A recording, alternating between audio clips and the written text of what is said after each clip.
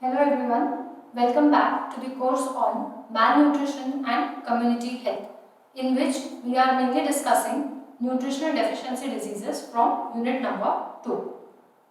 So, today's nutritional disease or deficiency disease which we are going to consider is known as fluorosis, which is caused due to excess of fluorine present in the drinking water. We will be talking about this disease with respect to its causes, symptoms, prevention methods and treatment. So like you remember, in our previous classes we've talked about this subject with respect to different nutritional problems. The rise of these nutritional problems can be either deficiency of a particular disease or excess of a particular disease. So whenever there is deficiency of either protein or carbohydrates, lipids, it can lead to malnutrition. When we talked about malnutrition, we talked about kwashiorkor, which is basically deficiency of protein in diet. We talked about marasmus, which is mainly caused due to prolonged starvation periods. We also talked about an intermediate stage in which we discussed how kwashiorkor marasmic children are affected. We also have talked about the various problems associated with overindulgence of a particular disease as well as vitamin A deficiency. In vitamin A deficiency, the major cause or the symptoms associated with vitamin A deficiency is going to be your night blindness, which is mainly caused due to deficiency of the retinol in your diet. Vitamin A being a fat-soluble vitamin, its absorption and different factors related with vitamin A absorption in the diet can obviously affect the intake and cause deficiency. It is one of the leading cause of preventable blindness in children as well. Other than this vitamin night blindness, other symptoms or clinical manifestation of these deficiencies include your keratomalacia, biot spots, xerophthalmia, which is dryness of your eyes, liquefaction of your eyes, spotting of your eyes, muddy wrinkly appearance of your eyes, right? You can also have extraocular infections such as rashes on the skin, scaly appearance of the skin as well. So we have talked about this vitamin deficiency as such in detail. Now we move on to our today's topic, which is fluorosis, and we'll be dealing this topic with respect to its causes, symptoms, preventive measures and the treatment strategy. So let us move on with an basic introduction. After watching this video, you will be basically trying to understand what do you mean by fluorosis and what are the causative agents or what are the major factors which can lead to fluorosis in people. Right. So whenever we are talking about fluorosis occurs in association with a halogen compound known as fluorine. Now fluorosis is basically caused by deposition of this fluoride ions. These fluoride ions can be deposited in the hard tissues, that is the skeleton bones or cartilages, and also in the soft tissues which are associated with the cartilages in the muscle cells, right? But you cannot simply say that fluorosis is merely caused because of excessive intake of fluorine. There are a number of various other factors also which are going to influence the cause of fluorosis in the body. So there are many attributes and variables which determine the onset of fluorosis basically in a population. But the major characteristic of a person suffering from fluorosis is discoloration of teeth, and in many other cases, if there is skeletal fluorosis, that is fluorine instead of being deposited in your teeth is being deposited in the skeletal structures such as your bones or your joints, then you can see various types of skeletal fluorosis forms which are also known as certain types of crippling disorders as such, right? So fluorosis has a worldwide distribution. See, this disease is mainly caused due to excess of fluorine which is going to be present in your drinking water. So depending upon the biogeographic location of a country, and what is the chemical composition of soils or what is the ion composition of that soil, depending on that the fluorine composition may be varied. So you can have a worldwide distribution. This particular problem is endemic in 22 countries, wherein in Asia and India it is very prevalent whereas in Asia, in India and China, the countries are very badly affected. When you talk about America, you can have Latin America, wherein in North America you have Mexico, which is very severely affected, and Argentina in Latin America, which is again affected by fluorosis. Africa is also endemic to your fluorosis, mainly eastern parts of Africa, whereas and northern parts of Africa are affected by this particular disease. So this is a UNICEF map which basically provides you where you can see the blue color shows most of the central portion, that is the Indian subcontinent, China, the Gulf countries, whereas the eastern part of Africa, the northern parts of Africa, whereas Mexico, Argentina and the continent of Australia all are affected with this particular disease. To be very specific in terms of India, there are three states which are very severely affected. These three states mainly include Rajasthan and Gujarat in North India, whereas Andhra Pradesh in South India. The cases of fluorosis here are very high. Moderately affected states mainly include Punjab, Haryana, Maharashtra as well as Madhya Pradesh. Whereas in the states of Tamil Nadu, West Bengal, Uttar Pradesh, Bihar, Assam, the rate of fluorosis is quite mild. So like you can see, even in India you have a huge you can say distribution of fluorosis because of the differences in the geological parameters associated with the soil and drinking water, right? So mainly the fluorosis can be of two forms. Either you can have industrial fluorosis or you can have hydrofluorosis. So in India mainly throughout the country hydrofluorosis is very common, but in some parts of Gujarat and Uttar Pradesh, instead of hydrofluorosis, due to untreated water, industrial water which contains high amount of fluorine in many people of Gujarat and Uttar Pradesh, industrial fluorosis is also prevalent. In the worst affected states, different maps have been prepared to show the pathology of this fluorine distribution in drinking water and how is it basically affecting fluorosis in our country. So this is again one of the charts which talks about the most affected state in dark red color. So you can see Gujarat, Rajasthan and Andhra Pradesh have great prevalence of fluorosis, whereas your remaining states such as Maharashtra, Madhya Pradesh, Uttar Pradesh, lighter shade of red have quite less amount of fluorosis, whereas the northeastern countries are the least affected by fluorosis as such. We move on to the next part, that is causes of fluorosis. So primarily, as I said, the cause of fluorosis is excess of fluorine which is going to be present in drinking water. So whenever the quantity of fluorine in drinking water exceeds more than 1.5 mg per liter, it is going to be toxic towards your health and it is going to lead to fluorosis as such. pH in terms of, see, it is a halogenic compound, so it is obviously going to affect the pH on its dissociation. So right, the pH in terms of alkalinity of water basically will promote absorption of fluorine. So if in a particular area the pH of water is above 7 or the water is more alkaline, then more fluorine ion is going to be present in that particular water. Other than this, if calcium in the diet is high, it will reduce the absorption of fluorine to a greater level.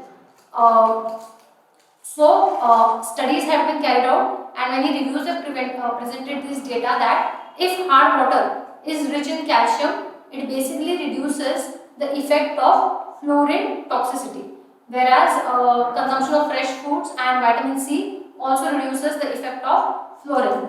So in this way you can see number of factors can be associated with causation of fluorosis as such, and if you have trace elements like molybdenum or toxicity is associated with molybdenum, then this will obviously enhance the effect of fluorine on you. Then other than this, if you compare on the basis of ages as well, in school going children, dental fluorosis, that is in younger children, school going as in from 5 years to 15-16 years, dental fluorosis is the common problem associated with this, whereas in the 3rd and 4th decade of life, that is between 30s and 40s, a person may suffer from skeletal fluorosis. Even if we are talking about skeletal fluorosis, males are known to suffer more than females. Illiteracy is one of the major causes of fluorosis in belts where aluminium ores are mined. So wherever there are mining areas where aluminum has been extracted, this particular problem of leaching out of fluorine ion into the soil and increasing in concentration, its concentration in water, is seen as an occupational health hazard in such people who are basically working in these mines or live in areas around this mine where the groundwater has been affected. Other than this, there are a number of environmental factors also which can lead to deposition of fluorine. That is, if there is a high annual mean temperature or very low rainfall, low humidity, again the fluorine rich natural subrock soil is present, whatever vegetables or fruits are being consumed or grown in such high fluorine rates are obviously going to contain more amount of fluorine. Nowadays, toothpastes are available who are fluorinated externally. So, using such excess amounts of toothpaste in children can also lead to fluorosis in certain kids. Then, tropical climate also promotes fluorosis. In developing countries, due to lack of various preventive measures or no proper water testing in underdeveloped and developing countries, fluorosis is again very common. Now we move on to the clinical features of this disease, and after watching this part, we will basically try to understand what are the three different forms and the symptoms associated with this fluorosis. So we'll be talking about dental fluorosis, skeletal fluorosis and non-skeletal fluorosis, which mainly affects the soft tissue. Like I said, the clinical presentation basically depends upon type, severity and duration of any type of dietary deficiency or excess. So in this case, there are three forms of fluorosis, namely dental fluorosis, which occurs in children, skeletal fluorosis, which occurs in adults, and you have the third type, which is the non-skeletal fluorosis. When we talk about dental fluorosis, it mainly occurs in children. Now, children who are living in high fluoride zones, that is, either the soil concentration of fluoride is going to be very high or the water which is supplied in this area is going to have a very high concentration of fluoride acid. So, children living in such high fluoride zones are bound to get dental discoloration, and in many cases they may even see deciduous teeth. That is due to your high consumption of fluorine or high deposition of fluorine, the teeth become deciduous. That is, many teeth from between may break or the development of these teeth may not be proper. Initially, you can see glistening white teeth. So, the teeth are very white in color, but due to excessive deposition, they become yellowish in color, or you can say there is appearance of yellow-white spots on the surface of your teeth. Gradually, these spots turn into brownish color and present themselves as brown streaks or tip of your teeth. This is the intermediate stage, where you can see brown colored coloration or brown spots on your teeth. But in extreme cases where treatment has not been provided, such stages are known as your late stages, and in this case the whole teeth becomes white. The teeth may also become pitted and perforated and may even get off chewed. That is, it may break off very easily. So in endemic zones, many people lose their teeth in very early stages and they become indented. That is, there are no teeth present in their mouth, mainly because of problem of dental fluorosis. So here you can see the three different stages of the fluorosis. So initially, if you see on white teeth, glistening white teeth, you can see yellow colored spots. So this is a very mild stage, or you can see slight molting or breaking of your teeth. Then in moderate stage, the yellow color becomes very prominent. And in the first case, if you have seen, the teeth were in shade and the gums, that is, they were very properly attached to the gums. In moderate stage, molting or breaking or increase in gaps between teeth is seen, and in severe stage you can see brown colored spots and severe breakage, chipping of your teeth as well. The next form of fluorosis is your skeletal fluorosis. See, now even if we talk about skeletal fluorosis being very common from the age group of 30 to 40 years, it can affect young adults as well as young teenagers as well, right? So the severe symptoms mainly include severe pain and stiffness in your backbones or joints, and there is going to be always rigidity associated with your hip bone. So for detecting this, mainly X-ray examination is carried out, or you can also carry out bone density tests. Now these basically reveal the thickening of high density and low density in your bones. So other than this, in some patients, if there is calcium deficiency or associated with skeletal fluorosis, then osteomalacia type of changes may be seen. That is, the bones become quite brittle in nature, and due to skeletal fluorosis, there may be constriction of vertebral channel and in the invertebral forearm. And due to this, there may be pressures created on the nerve cells, and due to pressure created on the nerve cells or blocking of these cells, this may lead to paralysis in extreme severe cases. So these are basically images of some people who are showing a crippling disorder or skeletal fluorosis as such. We move on to the third type, which is non-skeletal fluorosis.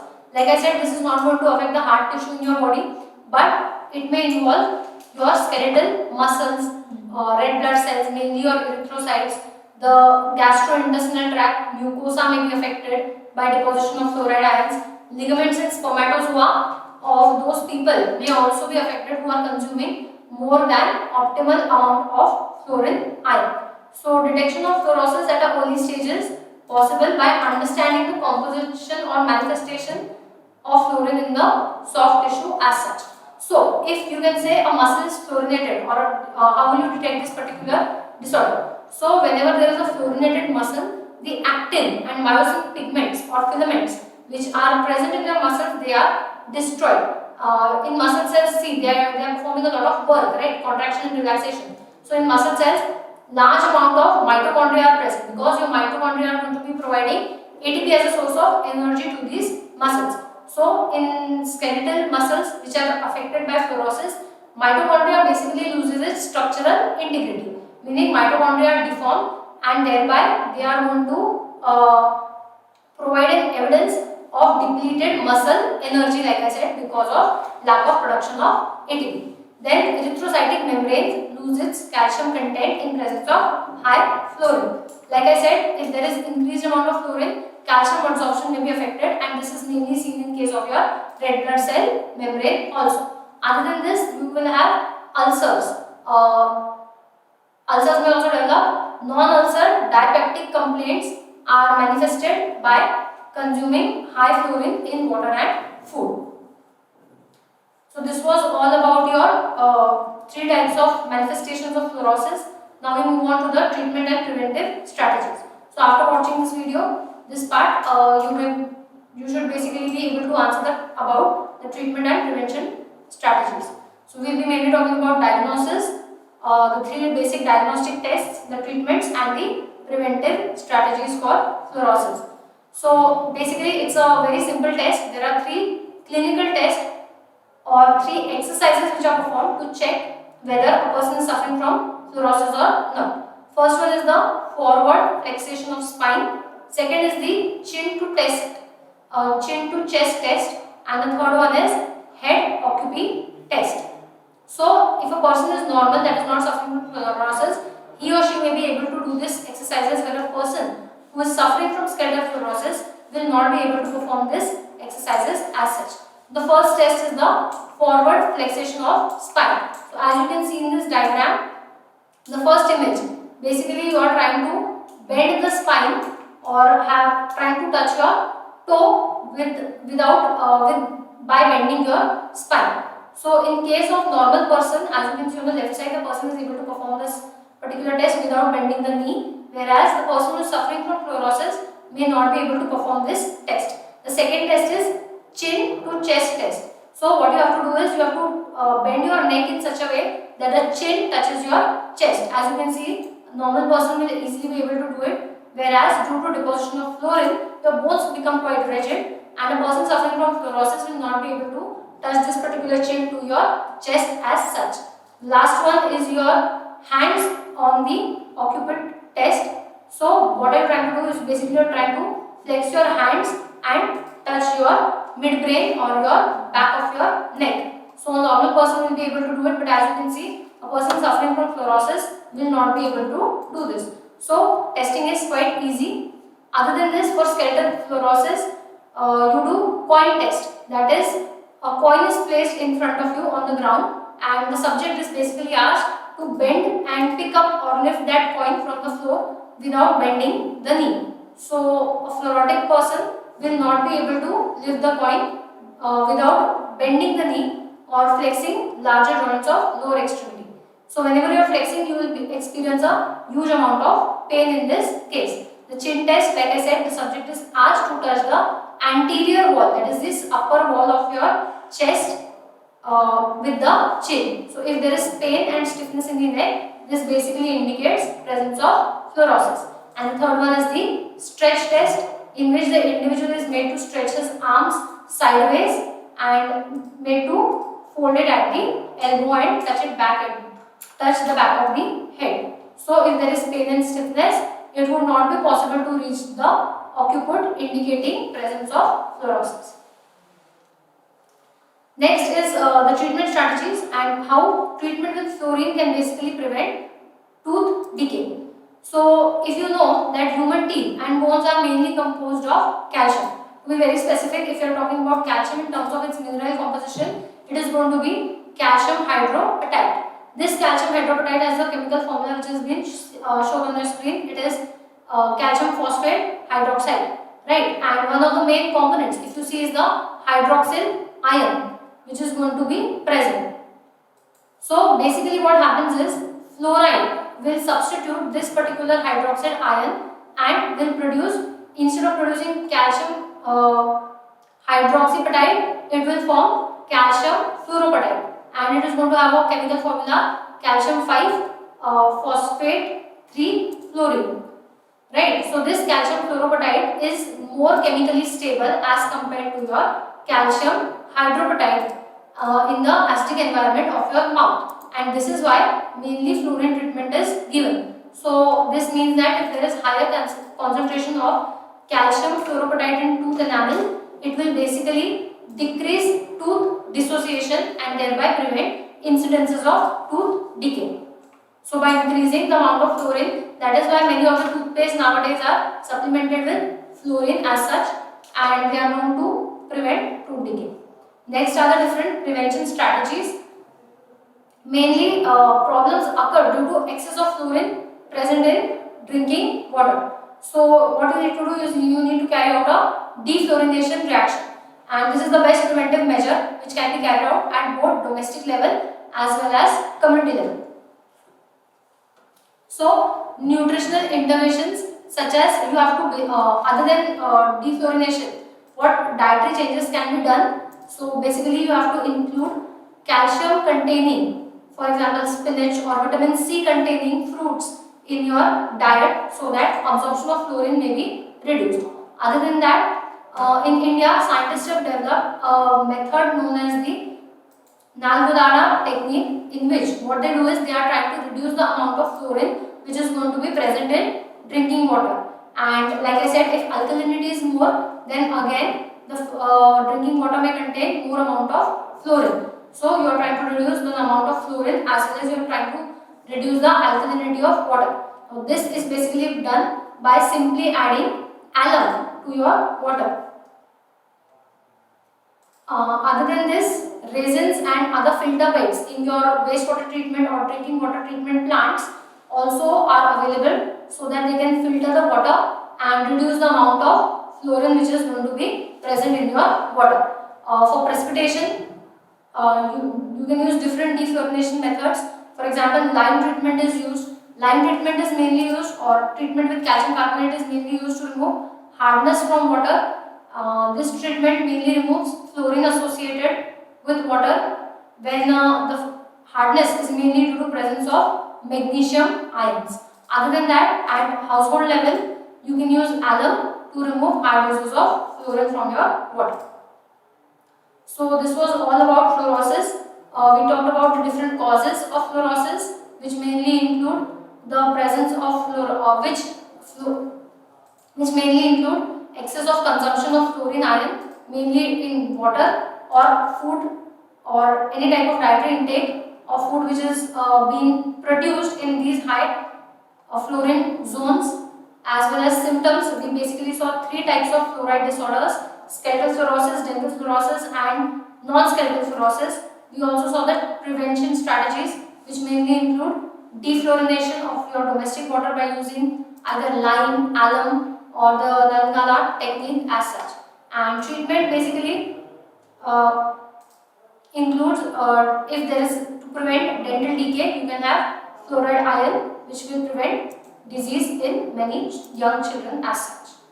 So now we move on to your student assignment, in which basically you have to attempt these two questions. Question number 1 is explain the symptoms associated with the 3 forms of fluorosis, and the second question is describe the treatment and prevention method used for fluorosis as such. You will write down these assignments and you can upload your assignments either on your Google Drive or email it to me on the following email ID.